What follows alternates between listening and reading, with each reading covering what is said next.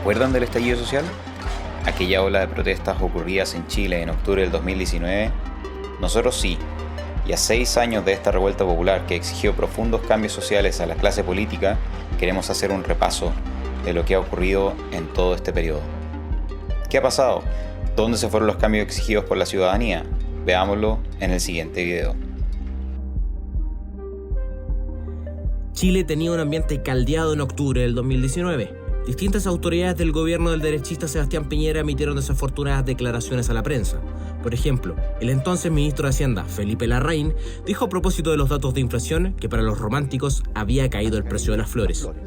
El precio de las flores. Así es que los que quieran regalar flores en este mes, las flores han caído un 3,7%. Por su parte, el entonces ministro de Economía, Juan Andrés Fontaine, dijo a propósito del aumento del precio del transporte público que quien madrugaría podría ser ayudado a través de una tarifa más baja. De manera que ahí se ha abierto un espacio para que quien madrugue puede ser ayudado a través de una tarifa más baja. El panel de expertos del transporte público, ente encargado de regular las tarifas, anunció en octubre del 2019 una alza de 30 pesos en el pasaje del Metro de Santiago. Ello provocó la reacción de los estudiantes de educación secundaria, quienes a partir del 7 de octubre saltaron los torniquetes y evadieron en masa el pago de la locomoción colectiva. Con el pasar de los días, más y más personas se fueron sumando a las evasiones, estaciones cerradas, disturbios y una amplia sensación de descontento. La mecha se estaba acortando.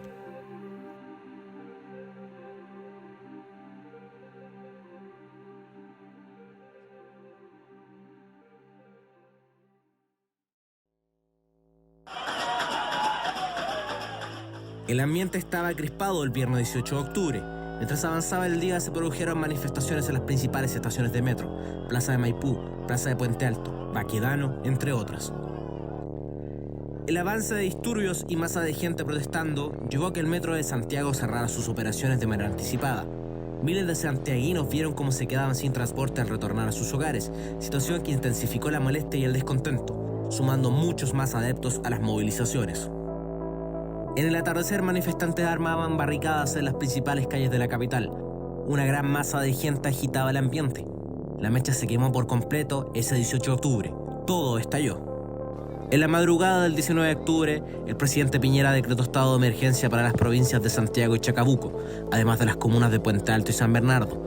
Este estado de emergencia permitió el despliegue de las Fuerzas Armadas en los territorios mencionados. Contra el orden público y la seguridad ciudadana, y contra la propiedad, tanto público como privada, que hemos conocido los últimos días en la ciudad de Santiago, que han afectado gravemente la libre circulación y la seguridad de los habitantes de la ciudad de Santiago. Por la mañana, la ciudad amaneció con un importante número de estaciones de metro quemadas y barricadas e incendios de buses y paraderos. En tanto, las protestas no tomaban descanso. La jornada continuó con gente colmando las principales vías y centros urbanos de Santiago. Al día siguiente, el 20 de octubre, el presidente Piñera habló ante los medios y emitió una frase que quedará para el bronce. Estamos en guerra contra un enemigo poderoso, implacable, que no respeta a nada ni a nadie.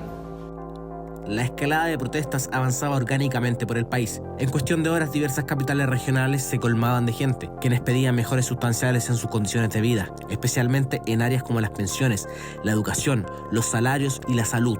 Rodrigo Rojas Bade, una persona que destacaba por padecer cáncer, fue uno de los manifestantes más icónicos sobre las problemáticas de salud. Ya hablaremos más de este personaje más adelante. El sonido de las ollas y cacerolas se volvía constante y poco a poco los saqueos y el vandalismo acompañaban las protestas. La vida pública en Chile se había alterado. Clases suspendidas, jornadas laborales parciales, inexistencia del transporte público, saqueo a tiendas, destrucción de mobiliario público y horas de manifestaciones en las calles. El 25 de octubre se produjo uno de los hitos más importantes de este periodo. En una manifestación convocada de forma espontánea, más de 1 millón de personas se reunieron en el sector de Plaza Italia, un punto neurálgico de la ciudad de Santiago. Esa fue la manifestación más grande de la historia de Chile.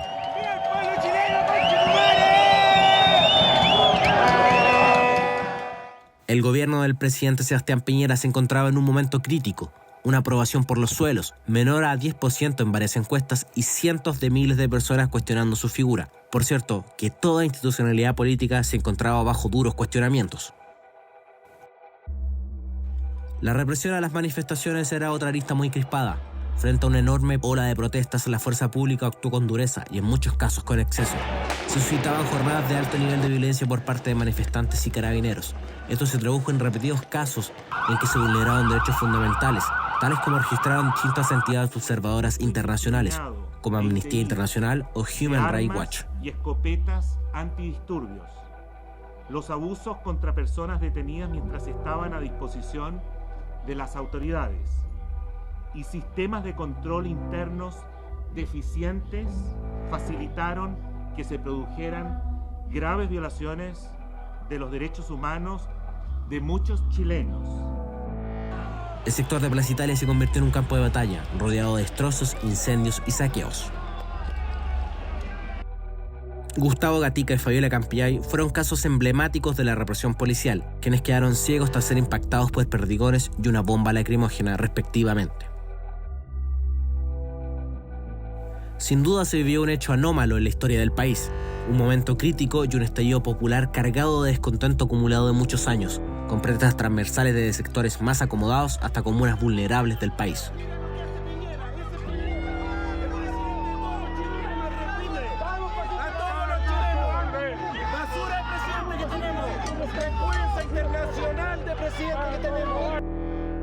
A un mes del comienzo del estallido, las protestas continuaban.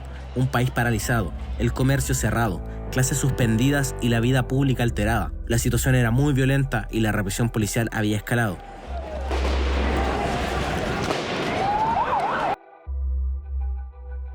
En este contexto, la clase política se abrió a buscar una salida institucional a la crisis. Si bien las demandas eran muchas y se alineaban con la calidad de vida y el acceso a los derechos fundamentales, no se trataba de soluciones rápidas.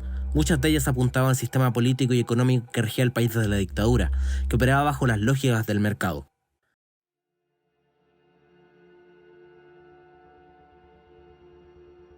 Tras las negociaciones, las fuerzas políticas del Congreso, tanto oficialistas como opositoras, llegaron el 15 de noviembre de 2019 a un acuerdo para elaborar una nueva constitución. Esta vez, a diferencia de la constitución que regía de 1980, la nueva Carta Magna sería en democracia.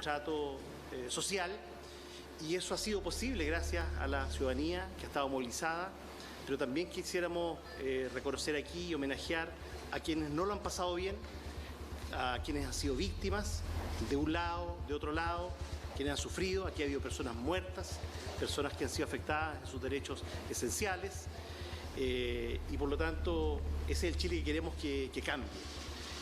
El mensaje ha sido muy claro por parte de la ciudadanía.